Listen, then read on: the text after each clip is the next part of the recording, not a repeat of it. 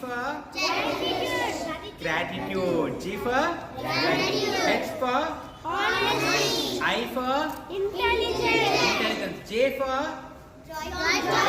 K for kindness. L for leadership. M for motivation. M for motivation.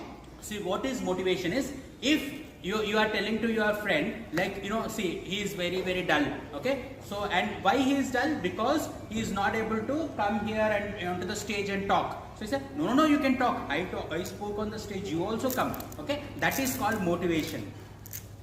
Okay, so you telling something good to the others and encouraging them is motivation. Okay, you can't do anything. Oh, you are not fit for that, means you will be depressed. Okay, but you can do means you can do it. Okay, so you have to always motivate yourself and motivate others around you to be successful. Okay, this is very important. Okay, I'll tell you one small story about motivation. Like, see, you all know about Lord Hanuman. Yes. When he was small, when he was a very small child, his mother left him for some other work. Okay, she was doing some puja, and Lord Hanuman was very, very hungry. He was feeling hungry. He didn't eat food, na? So what he said is, he saw into the sky. In the sky, what happened? Sun was there. Okay. What Lord Hanuman thought is that is not sun. It is an apple or some fruit. Okay, shining fruit. So what he did? He jumped and tried to eat the sun itself. Okay, he was so powerful. Okay, he wanted to eat sun. All the gods, wait. Okay, if sun is not there, will all be alive? Sunlight will not be there. Everything will be dark. Nothing will be there, right? So he was so powerful.